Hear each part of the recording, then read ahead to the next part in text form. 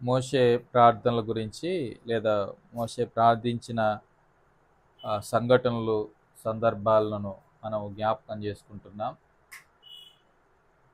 ఇక్కడ నిర్గమాకాండం 17వ అధ్యాయంలో అంతకుముందు కూడా కొన్ని వచనాలు చూసాం. మొదటి 7 వచనాలు మరి వారు నీళ్లు లేకపోవడాన్ని బట్టి వారు మోషేతో వాదించినప్పుడు మోషే ప్రజల కోసం ప్రార్థించడాన్ని బట్టి హోరేబులో ప్రభు ఆ బండను చీల్చడాన్ని బట్టి ఇజ్రాయెల్ ప్రజలు నీరు త్రాగారు.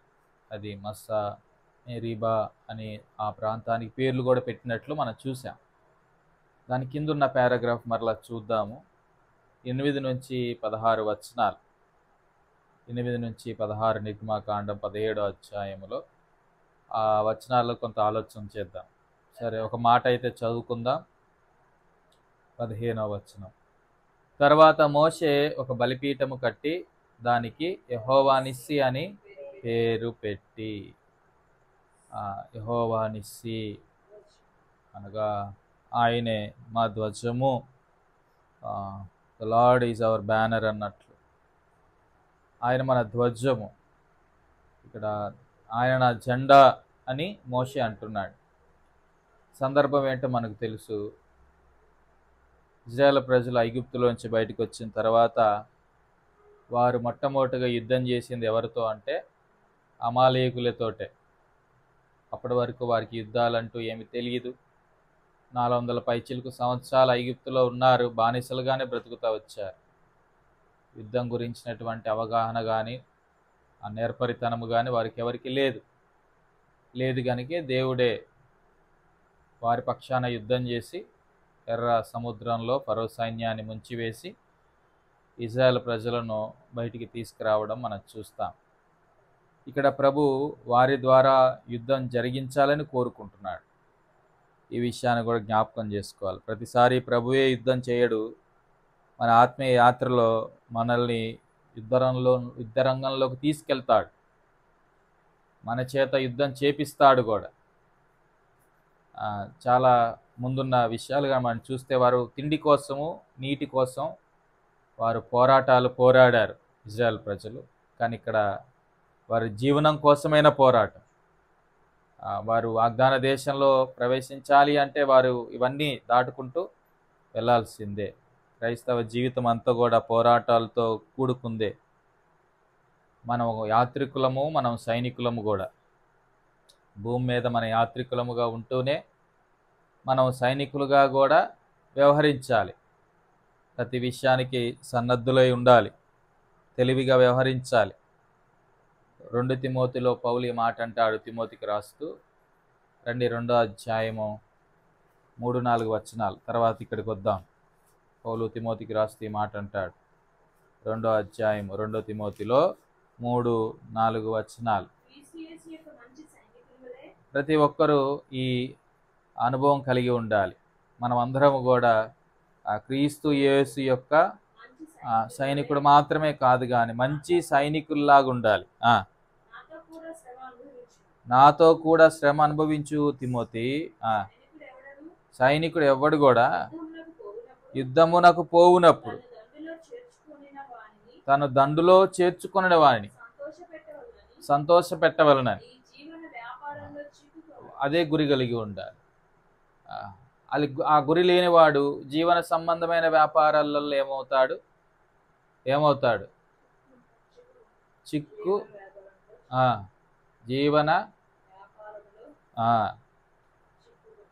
చిక్కుకుంటాడు. అదే అక్కడ మనం చూస్తూ ఉన్నాం. కాబట్టి ఇక్కడ తలంపు ఏంటంటే ఆత్మీయ యాత్రలో మనం పోరాడేటప్పుడు ఎంతో మెలకువతో ఉండి పోరాడవలసిన అవసరం ఉంది. మనం దీవించబడ్డ తదుపరి సాతాను మనల్ని శోధిస్తాడు. అయితే దేవుడు ఆ పరిస్థితులన్నింటినీ కూడా మనం ఆయన యందు నమ్మిక ఉంచేటట్లుగా మారుస్తాడు, అది వేరు. కానీ ఎప్పుడైతే మనం దీవించబడతామో వెనువెంటనే సాతానుడు శోధించడం ప్రారంభిస్తాడు. ఇశ్రాయేలు ప్రజలు నీరు లేక ఉండడాన్ని బట్టి వారు ప్రభు దగ్గర సొనిగారు. మొత్తానికి మోసే ప్రార్థన చేశాడు, ప్రభు కార్యం చేశాడు. అదొక దీవెన. వారి అవసరాలు తీర్చబడ్డాయి. మన అవసరాలు తీర్చబడిన తర్వాత అపవాది జోక్యం చేసుకుంటాడు. మన సమృద్ధిలోనికి వచ్చాక సాతానుడు దాడి చేయడం ప్రారంభిస్తాడు. మనం దీవించబడ్డ తర్వాత వాడు దయంలాగా వదలకుండా మన మీద దాడి చేసే ప్రయత్నము చేస్తాడు. అదే ఇక్కడ అమాలేకీయులు, వారు మంచిగా నీరు తాగుతూ సమృద్ధిగా ఉన్నారు, వెంటనే వీడు దాడి చేస్తున్నాడు. ఇదేం మనకు నేర్పిస్తుంది అంటే, ఆశీర్వాదాల మత్తులో మనం బ్రతికితే అపవాది మనల్ని దాడి చేస్తాడు, మన మీద దాడి చేస్తాడు. ఆశీర్వాదాలు ఇచ్చిన దేవునిలో మనం బ్రతకాలి ఎప్పుడు కూడా. ఆశీర్వాదాలను బ్రతకడం క్రైస్తవ్యం కాదు.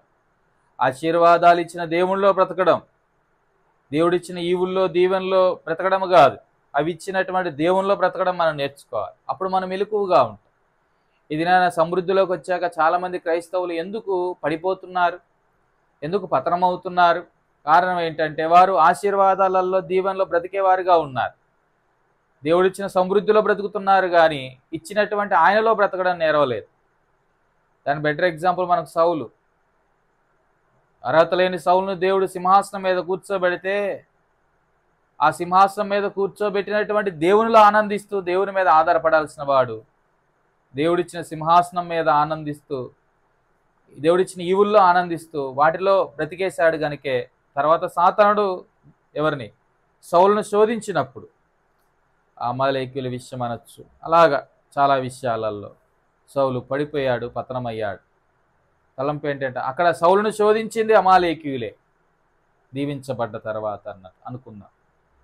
అబ్రహాము తాను అక్కడ మనం చూస్తాం కదా, ఆదికాండంలో 14వ అధ్యాయంలో కాదు, 4 రాజులను జయించి వస్తూ ఉంటే ఎవరు, సొదొమ రాజు ఏమన్నాడు, ఇదిగో వెండి బంగారంలే, నీకు ఏది కావాలంటే అది తీసుకుపో అన్నట్టుగా ఆఫర్ చేశాడు. అదొక శోధన అన్నమాట, అదొక శోధన.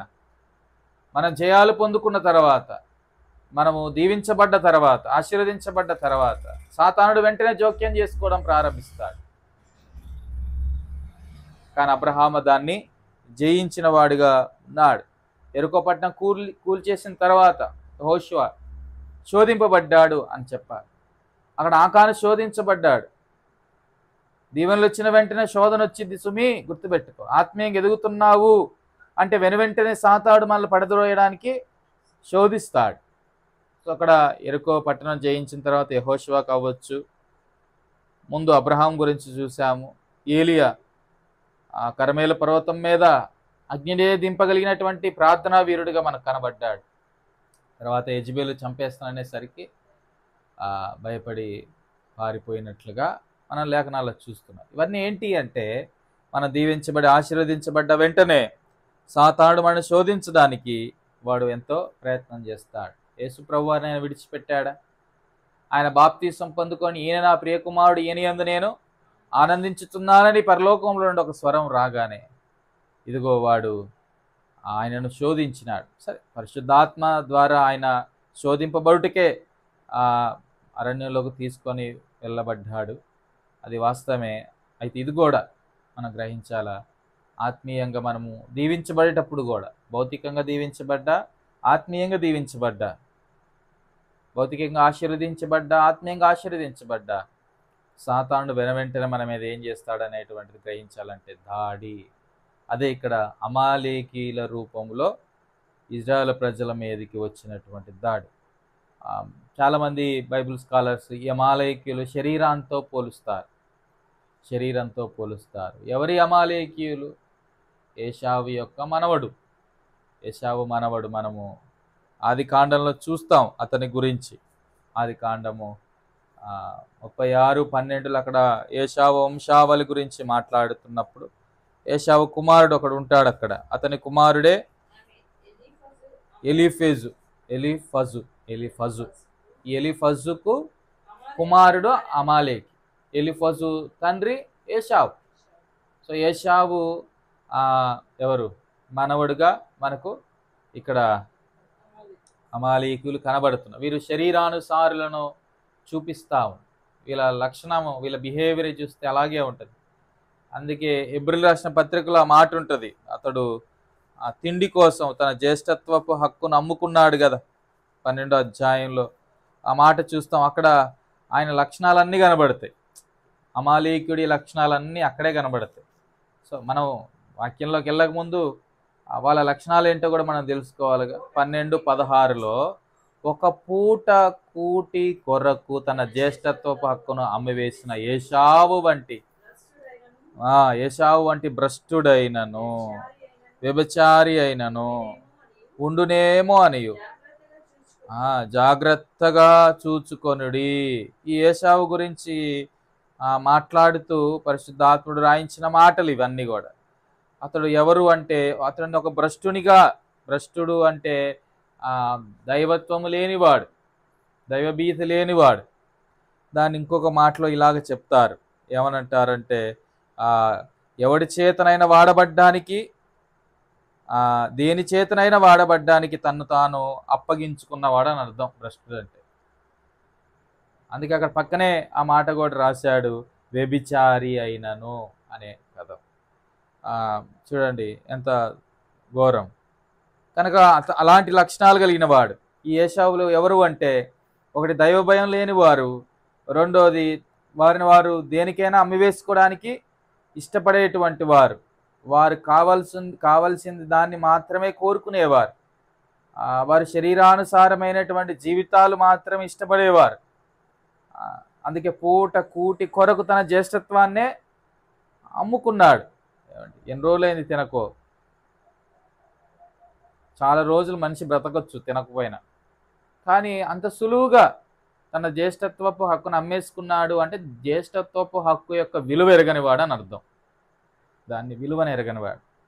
ఇది ఏశావు యొక్క లక్షణాలు. దీన్నే మన అమాలేకీయుల్లో మనం చూస్తాం. తర్వాత 17లో అంత అయిన తర్వాత ఏడ్చేవాళ్ళు వీళ్ళు. అవకాశం ఉన్నప్పుడు కన్నీరు కార్చడం, ప్రార్థించడం వీరికి చేత కాదు. ఈ అమాలేకీయుల లక్షణం ఇది. అంత అయిపోయిన తర్వాత ఏడుస్తారు. ఏశావు ఆ తర్వాత ఆశీర్వాదం పొందగోరి అవకాశాలు చేజార్చుకునేవారు అమాలేకీయులు. ఇలాగ చాలా చూడొచ్చు ఇక్కడ మనం అమాలేకీయుల వ్యక్తిత్వం, వారి యొక్క జీవిత విధానం. కన్నీళ్లు విడిచిచ్చు దాని కొరకు శ్రద్ధతో వెతకాల్సిన టైంలో వెతకకుండా వెళ్ళిపోయిన తర్వాత శ్రద్ధతో వెతికితే ఏంటి? అప్పుడు అశ్రద్ధ, ఇప్పుడేమో శ్రద్ధ. ఏమండి, అప్పుడు కన్నీరు లేదు, ఇప్పుడేమో కన్నీరు. అప్పుడు మారు మనసు పొందడానికి అవకాశం ఉన్నప్పుడు మారు మనసు పొందలేదు, ఇప్పుడు మారు మనసు పొందుతున్నట్టున్నారు. అంటే వీళ్ళంతా కూడా ఎలాంటి మనస్తత్వం గలవారో అవన్నీ కూడా మనకు చూపిస్తూ ఉంది.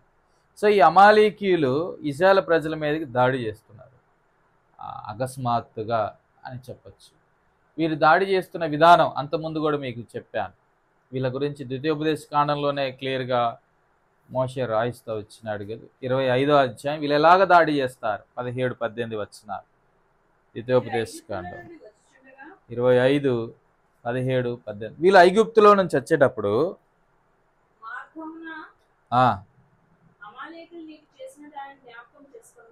చూడండి, ఇక్కడ మార్గాన ఈ అమాలేకీయులు ఏం చేశారు, వాళ్ళు ఎలాగ దాడి చేశారో జ్ఞాపకం చేస్తున్నాడు. ఎలాగ దాడి చేశారు వారు?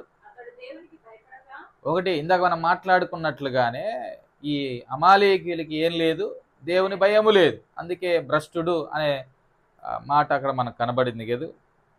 తర్వాత అతడు దేవునికి భయపడక నీకు ఎదురుగా వచ్చి, అంటే ఆపోజిట్, అగైనెస్ట్గా దేవుని ప్రజలకు వ్యతిరేకంగా నిలబడేవాడు అమాలేకీ. దైవత్వము దైవ భయము లేనివాడు. ఇలాగ మనకు లోకంలో మనుషులు చాలామంది కనబడతారు. రెండోది వచ్చేసరికి వారు దేవుని ప్రజలకు వ్యతిరేకంగా ప్రవర్తించేవారు, ఎప్పుడు వారితో వైరాన్ని కోరుకునేవారు.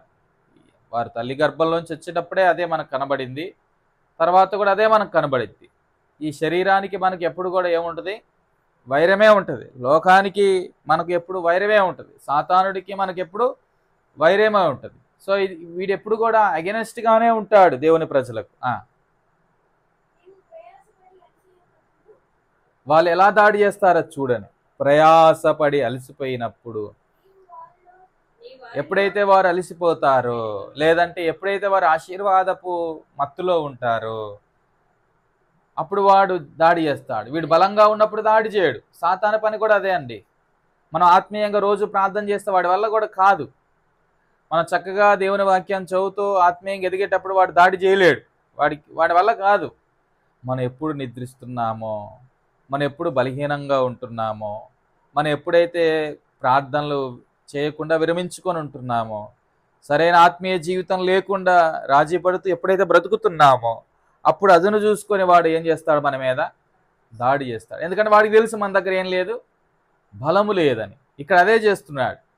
వాళ్ళు ప్రయాణంలో అలసిపోవడాన్ని బట్టి, ప్రయాణం చేస్తూ చేస్తూ అలసిపోవడాన్ని బట్టి అది చూసినటువంటి అమాలేకీయులు అకస్మాత్తుగా వారి మీదకి దాడి చేశారు. వాళ్ళు ఎలా దాడి చేస్తాడో జ్ఞాపకం చేస్తున్నాడు. సాతానుడు ఎలా దాడి చేస్తాడో మన మీద ఇక్కడ జ్ఞాపకం చేస్తున్నాడు. వాడు దాడి చేస్తూ ఎవరి మీద ప్రాముఖ్యంగా ఫస్ట్ దాడి చేస్తున్నాడు అంటే, నీరసంగా ఉన్నారు, వెనకాల ఉంటారుగా సహోదరిలో, లేదంటే ముసలివారు, అనారోగ్యాలతో ఉన్నవారు, గర్భిణీలో, లేదంటే బరువులు మోస్తుంటారు, అంటే వాళ్ళకున్న సామాన్లు ఇవి మోసేవారు కొంచెం వెనకాల నడుస్తారు. అందుకే అక్కడ అన్నాడు ఏమని? బలహీనులు, నీ వెనకాలన్న బలహీనులందరినీ కూడా ఏం చేస్తున్నాడు? హతం చేస్తాడు. వాడి పని అది. బలహీనంగా ఉన్న వారిని టార్గెట్ చేస్తాడు. అందుకే పేతురు రాసిన మొదటి పత్రిక 5వ అధ్యాయం 8వ వచనంలో ఆ మాట ఉంది. ఏమని? మీ విరోధి అయిన సాతానుడు, అపవాది. చదవండి, మొదటి పేతురు 5:8.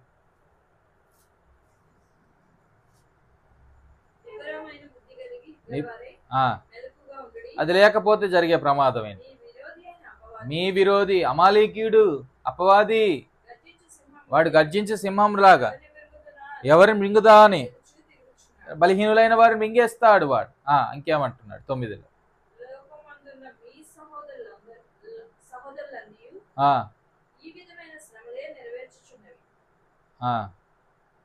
కనుక ఇక్కడ మనం చూస్తున్నాం 8-9 వచనాల యొక్క సారాంశము. సాతానుడు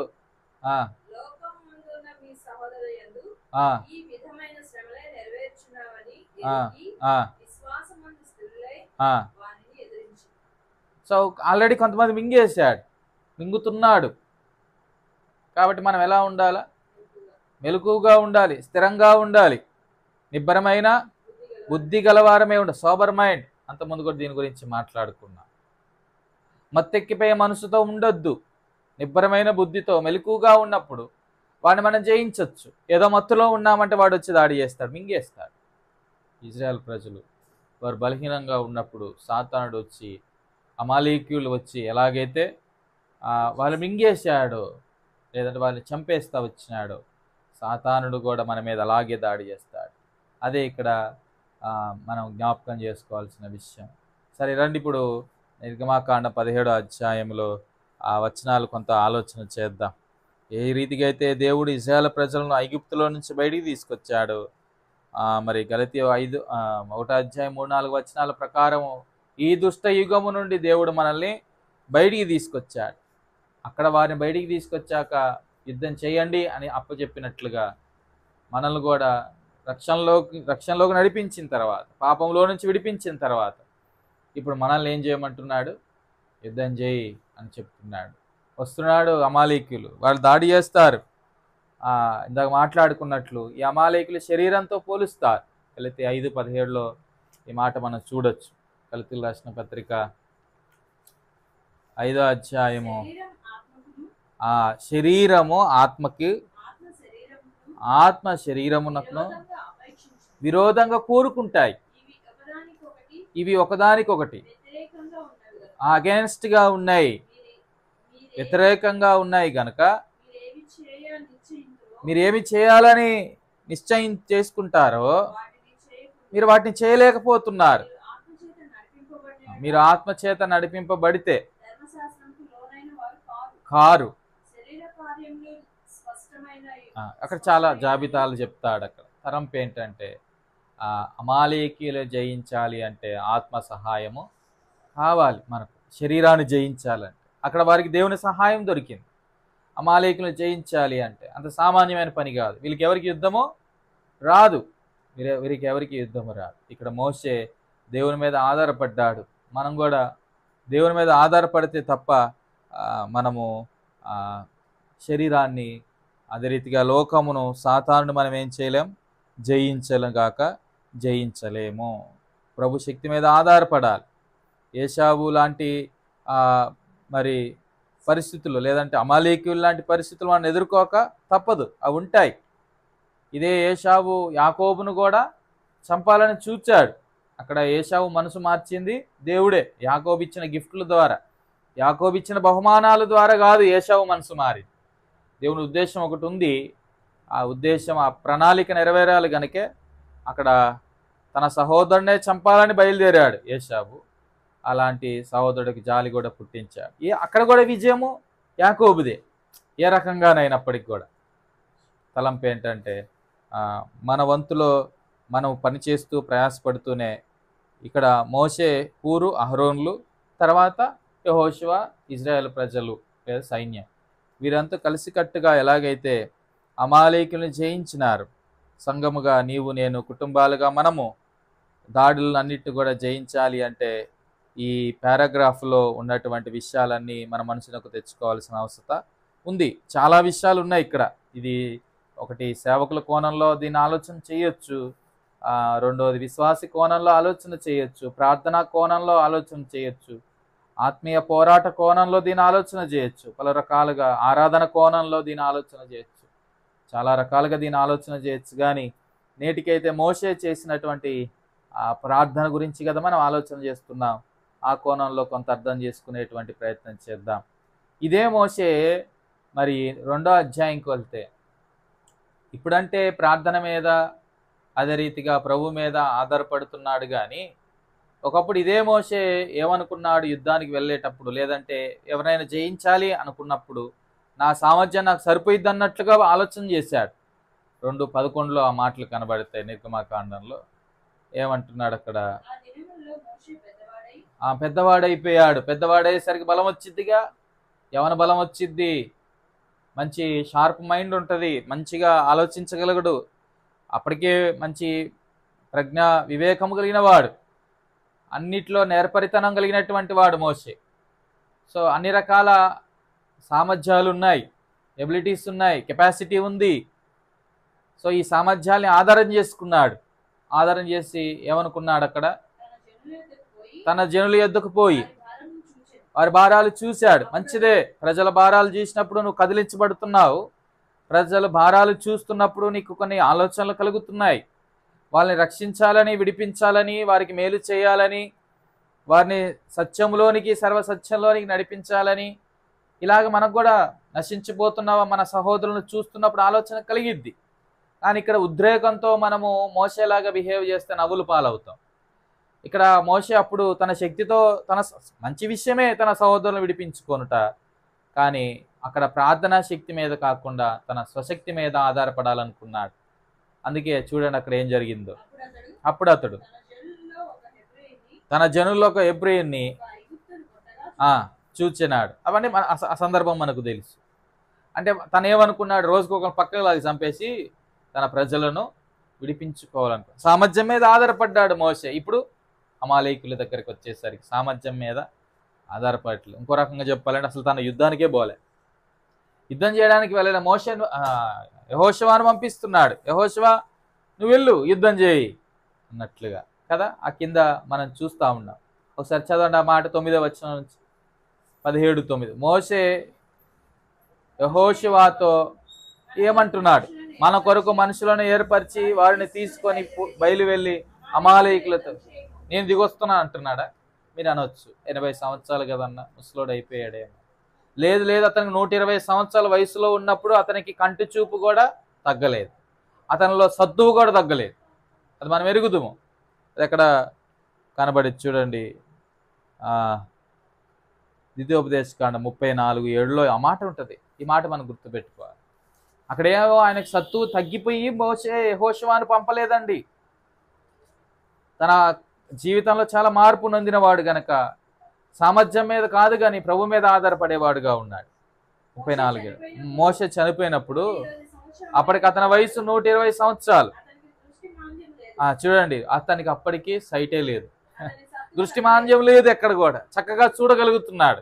అంత మాత్రమే కాకుండా సత్తువు తగ్గలేదు ఆయనకి, బలవంతుడిగానే ఉన్నాడు, బలవంతుడిగానే చచ్చిపోయినాడు. ఆత్మీయ జీవితంలో ఈ మాట చాలా అద్భుతంగా ఉంటుంది. దాని గురించి ఎప్పుడైనా మనం ఆలోచన చేయొచ్చు. అతడు ఆ వయసులో కూడా ఏం లేదు, ఏం లేదు. ఆ వయసులో కూడా దుష్టి మాంద్యము లేదు, సత్తు తగ్గలేదు. రక్షించబడి ఇంత వయసు వచ్చింది నీకు. ఈనాడు చాలా మంది ఆత్మీయంగా వారు ఎలా ఉన్నారంటే వారి దుష్టి మాంద్యముతో బాధపడుతున్నారు. వారు చూడలేకపోతున్నారు దేవుని కార్యాలు. వారు పెరగడానికైతే ఆత్మీయంగా చాలా సంవత్సరాలుగా ఎదిగామని చెప్పుకుంటున్నారు, కానీ వారి దగ్గర సత్తు కనబడట్లేదు. ఏర్పరచబడ్డవారు సైతము మోసపుచ్చబడుతున్నారు. అంటే వారు ఎదుగుతున్న క్రమేపీ వారు మాంజీలైపోతున్నారు, వినడానికి, చూడడానికి, గ్రహించడానికి. అంతమంది సత్తు లేని వారుగా ఉన్నారు. సరే, ఆ కోణంలో ఇప్పుడు నేను వెళ్ళట్లేదు, కానీ ఎప్పుడైనా మీరు వ్యక్తిగతంగా ఆలోచన చేయండి. ఆ వచనం మీద చాలా అద్భుతంగా ఉంటుంది. తలంపు ఏంటంటే ఇక్కడ మోషే సత్తువు తగ్గి యెహోషువను పంపలేదండి. మోషేకి తెలుసు ఇది శక్తి చేతనైననో బలము చేతనైనా చేసేది కాదు, కానీ ప్రభు సహాయం చేతనే నేను చేయగలను అని. ప్రభు సహాయం నా శక్తి చేత అప్పుడే నేను తెచ్చేవానిగా ఈ ప్రజలకు విడుదల, విమోచన. నా ప్రభువే విమోచించాడు ఈ ప్రజలను. అందుకే అక్కడ ఆ ప్రభువునే హెచ్చించాడు, కింద యెహోవా నిస్సి అని పేరు పెట్టాడు, ఆయన్నే గణపరిచాడు. తలంపు ఏంటంటే మన సామర్థ్యాలతో, మన శక్తితో, నిజమే మంచి మనసే ఉంది మోషేకి, తన ప్రజల భారమును చూచి. ఈనాడు నశించిపోతున్న వారు చూస్తున్నప్పుడు ఏమో మంచి భారమే మనలో ఉంది, కానీ ఉద్రేకముతో మోసేలాగా బిహేవ్ చేస్తే ఏ కార్యము జరగదు. పని కూడా కుంటుబడిద్ది. 40 సంవత్సరాలు అతడు మరలా మిద్యానికి వెళ్లాల్సినటువంటి పరిస్థితి ఏర్పడింది కదా. ఉద్రేకంతో పని చేస్తే దేవుని పనికి ఆటంకం. అదే రీతిగా మన సమయము కూడా వృధా, సామర్థ్యాలు వృధా అయిపోతాయి. కానీ మోషేకి తెలుసు, ఇప్పుడు అమాలేకీయులు దాడి చేయడానికి వస్తే ఇతడు ఎలా అయిపోయాడంటే ఐఎమ్ అన్ఫిట్, నేనేమి చేయలేను యెహోషువ, నువ్వెళ్ళు, నేను చేసేది ఒకటి ఉంది, అది ప్రార్థన అని చెప్పి యెహోషువను పంపించాడు. చూడండి అక్కడ మన కొరకు మనుషులను ఏర్పరిచి వారిని తీసుకొని వెళ్ళి అమాలేకులతో యుద్ధము చేయం. ఇక్కడే మనకు యెహోషువ మొట్టమొదటిగా కనబడతాడు. సరే, రేపు నేను దేవుని కర్రను చేత పట్టుకొని ఆ కొండ శిఖరము మీద నిలిచేదను. ఇది ప్రార్థనా అనుభవం. సో ప్రార్థనా అనుభవం ఇక్కడ ఈ అధ్యాయం అంతా మీరు చూడగలిగితే దేవుని శక్తి మానవుని యొక్క ఏమందాము ఎఫర్ట్ అంటే ఒక పక్క దేవుని శక్తి మీద ఆధారపడాలి, మరో పక్క మన వంతులో మనము ప్రయాసపడాలి. ఇక్కడ అదే జరిగింది. అమాలేకీయులు ప్లస్ వారితో యుద్ధం చేస్తున్నప్పుడు మోషే ఏమో దేవుని శక్తి కొరకు వెళ్ళాడు, యెహోషువ ఏమో తన వంతులో తాను ప్రయాసపడ్డాడు. ముందున్న వచనాలు కూడా అదే మనకు జ్ఞాపకం చేస్తున్నాయి. మోషే తన వంతులో తాను వెళ్ళి ఆ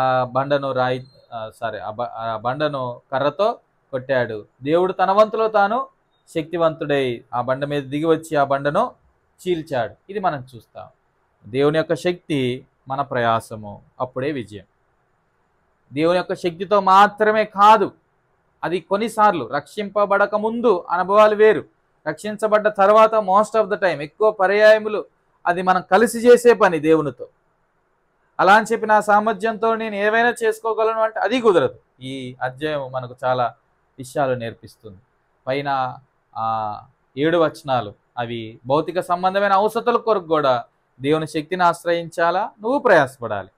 కింద ఆత్మ సంబంధమైన యుద్ధములో కూడా దేవుని శక్తిని ఆశ్రయించాలా, నువ్వు కష్టపడాలి. అది జీవనమునకైనను ఆత్మీయ జీవముకైనను దేవుని శక్తి కావాలి. అదే రీతిలో నీ వంతులో నీవు ప్రయాసపడాలి. అప్పుడే సాధ్యం విజయము, అప్పుడే మనము దేవుని యొక్క సమృద్ధిని అనుభవించగలం. సరే, ఇక్కడ మోషే చెప్పాడు యెహోషువకి, వెళ్ళయ్యా, నేనేమో దేవుని కర్రను చేత పట్టుకొని. మీరు అబ్జర్వ్ చేశారా లేదో, దేవుడేమో మోషేతో మాట్లాడుతున్నప్పుడు నీ కర్ర అంటాడు, మోషే దేవుడితో మాట్లాడేటప్పుడు ఇతరులతో చెప్పేటప్పుడు ఇది దేవుని కర్ర అంటాడు. గౌరవించడం, హానరింగ్ గాడ్, దేవుని గణపరచడం చూస్తున్నాం ఇక్కడ. ఈనాడు తన సామర్థ్యమే తాను ఆధారపడలేదు, దేవుని మీద ఆధారపడ్డాడు అనే దానికి ఇది నిదర్శనం. దేవుని కర్ర, దేవుని కర్ర అని చెబుతూ ఇదే 17:5 అంటాడు. ప్రభు అంటారు చూడండి ఏమని మోషేతోటి,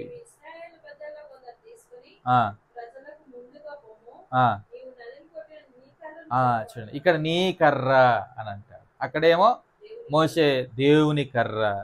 చూడండి ఎవరైతే దేవుని గణపరుస్తారో దేవుడు వారిని గణపరుస్తాడు. ఇక్కడ మోషే తన ప్రార్థనలో ఈ అనుభవాలు మనం జ్ఞాపకం చేసుకోవాలి. ప్రార్థనలో దేవుని గణపరిచేవాడిగా ఉన్నాడు, తన జీవితంలో కూడా దేవుని గణపరిచేవాడిగా ఉన్నాడు. ప్రార్థనలో మాత్రమే మనం దేవుని కనపరచడం కాదు, మన బ్రతుకులో కూడా దేవుని కనపరిచేటట్లుగా వ్యవహరించాలి. అదే మోషే ద్వారా మనం ఇక్కడ నేర్చుకోవాల్సిన సత్యాలు. సరే, నేను దేవుని కర్ర చేత పట్టుకొని ఆ కొండ శిఖరం మీదకి నిలిచేదను. యెహోషువ మోషే తనతో చెప్పినట్లు చేసి అమాలేకులతో యుద్ధమాడెను. మోషే, అహరోను, హూరు అనువారు ఆ కొండ శిఖరమునికి ఎక్కిరి ప్రార్థించడానికి. వారు కొండ శిఖరానికి ఎక్కారు. వారి కొండ శిఖరానికి ఎక్కి ప్రార్థిస్తున్నప్పుడు తన చెయ్యి బరువెక్కింది. తన చెయ్యి బరువెక్కింది. ఈ మాట ఎందుకు ఇక్కడ రాయబడతాం? సత్తు గలవాడే కానీ బరువెక్కింది. దాని ఆత్మీయ అర్థం ఏంటంటే, ప్రార్థించడం అనేటువంటిది అంత సులువైన కార్యము కాదు. ప్రార్థన ఒక పోరాటం. మన ప్రార్థనలో కూర్చున్నప్పుడు రకరకాల ఆలోచనలు మన మనసులోకి తొలుస్తూ ఉంటాయి. గంటసేపు ప్రసంగం అనేది చేయొచ్చు, గంటసేపు సువార్తన ప్రకటించవచ్చు, కానీ మన ప్రార్థించడానికే మాత్రము అంత సమయాన్ని వ్యక్తిగతంగా నేను మాట్లాడేది వెచ్చించలేకపోతున్నాను. మనం కూడా పోతున్నాం అందరం ఎక్కువ అంత సమయం. అంటే అదొక పోరాటము. కొలస్సీ 4:12 ఆ మాట అంటాడు పౌలు. చూడండి, కొలస్సీలు రాసిన పత్రిక 4వ అధ్యాయము 12వ వచనం, తర్వాత 2 కూడా చదవండి ఒకసారి.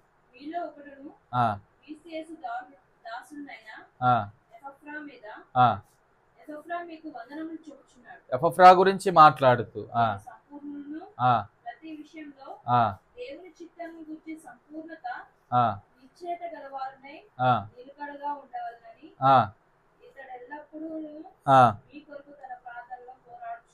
తన కొరకు కాదు, ఇక్కడ మోషే తన కొరకు కాదు, ఇతరుల కొరకు. మనం ప్రార్థన చేస్తే ప్రభు కార్యాలు చేస్తాడు. ఇక్కడ మోషే ప్రార్థన చేయడానికి బట్టి చావనయ్యున్న ఇశ్రాయేలు ప్రజలు వాళ్ళు బ్రతికారు, వాళ్ళు మింగేస్తున్నారు అమాలేకీయులు. మనం ప్రార్థించడాన్ని బట్టి కొంతమంది తప్పించబడతారు. ఈనాడు చాలా మంది ఆత్మీయంగా తప్పించబడకుండా చిక్కులబడి మింగబడ్డానికి మన ప్రార్థనలు ఏమే కారణమైతే, నీ సంఘములో, నీ కుటుంబంలో దేవుని ఎరిగిన ప్రజలు ఆత్మీయంగా దిగజారిపోతున్నవారు నీ చుట్టుపక్కల నువ్వు చూస్తున్నావు. ఒకవేళ అది నీ ప్రార్థనలు ఏమి వల్ల అయితే, వాళ్ళని చూస్తున్నప్పుడు మోషేలాగా కొండెక్కే అనుభవం ఉందా? వారిని చూస్తున్నప్పుడు మోషేలాగా చేతులెత్తి ప్రార్థన చేసే అనుభవం ఉందా? అయ్యో, నీ బిడ్డలైన వారు, అయ్యా నీ ప్రజలైన వారు నశించిపోతున్నారు, వారు శరీరానుసారంగా బ్రతుకుతున్నారు, లోకానుసారంగా జీవిస్తున్నారు, వారు ఆత్మీయంగా అమాలేకీయుల చేతిలో నష్టపోయేవారుగా ఉన్నారు. శరీరం చేతిలో, లోకం చేతిలో, అపవాది చేతిలో. ప్రభువు వారిని బ్రతికించు అని మోషేలాగా మనం ప్రార్థన చేయగలుగుతున్నాం. మోషే ప్రార్థన, యెహోషువ పోరాటం అనేక మంది ఇశ్రాయేలు ప్రజల్ని బ్రతికించగలిగింది. అతడు చేతులు జింపుతున్నప్పుడల్లా వాళ్ళ మీద వీరికి జయం వస్తుంది. అమాలేకీయులకి, ఇశ్రాయేలు ప్రజల మీద. చేతులు ఎత్తుతున్నప్పుడేమో దేవుడు అమాలేకీయుల మీద ఇశ్రాయేలు ప్రజలకు విజయం ఇస్తున్నాడు. ప్రార్థన ఒక పోరాటం. అందుకే అక్కడ ఆ మాట బరువెక్కగా. ప్రార్థన ఒక పోరాటం, అది సామాన్యమైన పని కాదు. అక్కడ కొలస్సీలు రాసిన పత్రిక అందుకే ఎపఫ్రా గురించి కదా ఆ మాట అంటాడు.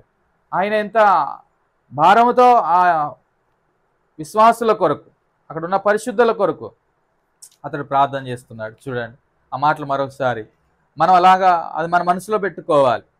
మరి ఎపఫ్రా ఎలాగ ప్రార్థన చేసినాడు? మీలో ఒకడు క్రీస్తు యేసుకు. అలాంటి ప్రార్థన ఎవరు చేయగలరు? అందరూ ఆ ప్రార్థనలు చేయలేరు. ఎపఫ్రా చేయగలిగాడు. కారణం ఏంటి అంటే అతడు క్రీస్తు యేసునకు దాసుడు. మనము దేవునికి దాసులమైతే తప్ప ప్రజల కొరకే భారంతో మనం ప్రార్థించే అనుభవంలోనికి రాం. అక్కడ మోషే దేవునికి దాసుడయ్యాడు కాబట్టే ప్రార్థించే అనుభవంలోకి రాగలిగాడు. అప్పుడు అంతకుముందు 2వ అధ్యాయంలో తన జ్ఞానానికి దాసుడు, తన సామర్థ్యానికి దాసుడు. కానీ 40 సంవత్సరాల తర్ఫీదులో అందాము, దేవునికి దాసుడు అవ్వడం ఎలాగో నేర్చుకున్నాడు, తను తగ్గించుకున్నాడు. అందుకే ప్రజల భారాన్ని చూస్తున్నప్పుడు ప్రార్థించడం మొట్టమొదటి కార్యం అని గ్రహించాడు. ప్రార్థనకే పూనుకున్నాడు. ఇక్కడ ఎపఫ్రా ఆ కొలస్సీలో ఉన్న కొన్ని పరిస్థితులు, వాటిని అన్నిటిని బట్టి కూడా ఎంతో భారంతో ప్రార్థించేవాడుగా ఉన్నాడు. అందుకే అతడు మీ కొరకు తన ప్రార్థనలో ఒకటా రెండా, ఎల్లప్పుడూ. ఆ పదం మనకు చాలా ప్రాముఖ్యం. కాసేపు ప్రార్థన చేయడం కాదు భారంగా, ఎల్లప్పుడూ వారి విషయమైన భారము ఇతని మనసులో ఉంది గనక ప్రార్థనలో పోరాడుతున్నాడు. వారి విషయమై ప్రార్థిస్తున్నప్పుడు కొన్నిసార్లు నిరుత్సాహం వచ్చిద్ది. ఇంకా వేస్ట్ వాడి గురించి ప్రార్థన చేసి, ఆమె గురించి ప్రార్థన చేసి, ఇంకా వేస్ట్ వారు మారరు. కానీ ఎపఫ్రా దాన్ని ఏం చేశాడు? పోరాడాడు. ఆ ఆలోచనలు పోరాడాడు, ఆ నిరుత్సాహాలను పోరాడాడు. ప్రార్థన ఒక పోరాటం అండి. అదే ఇక్కడ జ్ఞాపకం చేస్తున్నాడు. వాళ్ళ కోసం ఏమని ప్రార్థన చేశాడంటే, మీరు సంపూర్ణులు అవ్వాలి, ప్రతి విషయంలో దేవుని చిత్తమును గూర్చిన సంపూర్ణ ఆత్మ నిశ్చయత గలవారై నిలకడగా ఉండాలని. ఎంత క్లియర్గా వారి విషయమే ప్రార్థన చేస్తున్నాడు, వాళ్ళ ఆత్మీయమైనటువంటి ఎదుగుదల కొరకు. ఇలాంటి ప్రార్థన పోరాటాలు మనం చేయగలుగుతున్నామా? ఇలాంటి ప్రార్థన భారాలు మనకున్నాయా? మోషేకి అంత భారం ఉందండి. తన ప్రార్థన మనకు చాలా సవాలు విసురుతున్నాయి. అందుకే ఒకటి తర్వాత ఒకటి నిదానంగా మనం మాట్లాడుకుంటున్నాం. ఇక్కడ కూడా అదే మనం చూస్తున్నాం. పైకెక్కి అక్కడ చూడండి, కొండ మీద మోషే, అహరోను, హూరు వీరు ముగ్గురు కలిసి కొండ శిఖరమునకెక్కి వారు చేతులెత్తి ప్రార్థన చేస్తున్నట్లుగా దేవుని వాక్యాల్లో మనం చూస్తున్నాం. తర్వాత చూడండి 17వ అధ్యాయము 11వ వచనంలో ఈ మాటలు, మోషే తన చెయ్యి పైకెత్తినప్పుడు ఇశ్రాయేలు గెలిచిరి, మోషే తన చెయ్యి దింపినప్పుడు అమాలేకీయులు గెలిచిరి. మోషే చేతులు బరవెక్కగా వారు ఒక రాయి తీసుకొని వచ్చి అతని దాని మీద కూర్చుండుటకై దాన్ని వేసిరి.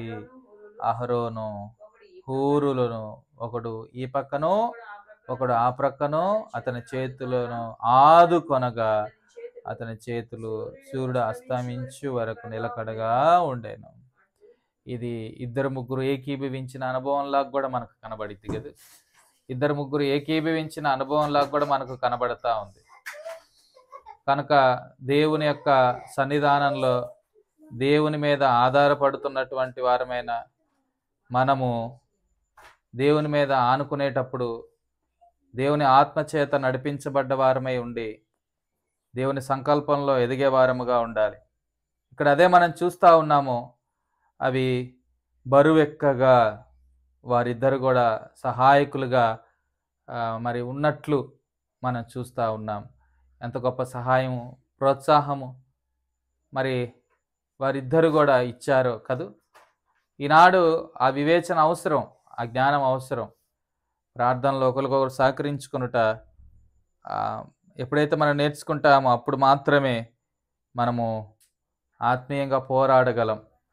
హూరు, అహరోన్లు, అహరోనేమో అన్నగా మనం చూస్తాము, హూరు మిరియాము భర్త అని చాలామంది అంటారు.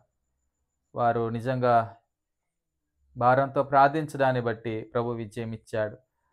ఒకప్పుడు మోషే నేను ఒంటరిగా ఏమైనా చేయగలను అనుకునే మనస్తత్వం, అది 2వ అధ్యాయం మనం చూసాం నిర్గమకాండంలో. ఇప్పుడు అదే మోషే నాకు మీ సహాయం కావాలి రండి అన్నట్లుగా అర్జిస్తూ కలిసి మనం అందరము కూర్చుందాము అని ప్రభు మీద ఆధారపడుతున్నట్లుగా మనం చూస్తూ ఉన్నాం. నిజంగా మన దగ్గర అలాంటి మనస్సు ఉందా? ప్రభు మీద ఆధారపడుతూ, ప్రభు మీద ఆనుకుంటూ, ప్రభు ప్రజల విషయమైన భారము, వారి గురించినటువంటి బాధ్యత, ఇవన్నీ మోషేలో మనకు కనబడుతున్నాయి. వారి కొరకైనా మరి తపన, నిజంగా మనం అలాగా ప్రార్థించే మనసు మనకున్న అదెంతో మేలు కదా, అదెంతో మరి ఆశీర్వాదము కూడా. అలాగా మనం ప్రార్థించాలి. మెలకుగా లేకపోతే నష్టపోయే వారముగా ఉంటాం. మెలకుగా ఉండి ప్రార్థిస్తే అనేకమైన విషయాలు మనం జయించవచ్చు. అమాలీకులను ఇజ్రాయేల్ ప్రజలు మోషే తన బృందం జయించినట్లుగా సంఘముగా మనం కూడా సంఘాల మీద, కుటుంబాల మీద వ్యక్తిగతంగా జరుగుతున్న దాడులను జయించాలి అంటే వీరిలాగా మనము ప్రార్థించాలి. రండి అలాగా ప్రార్థించటకై మనం ప్రభువుకు అప్పగించుకుందాం.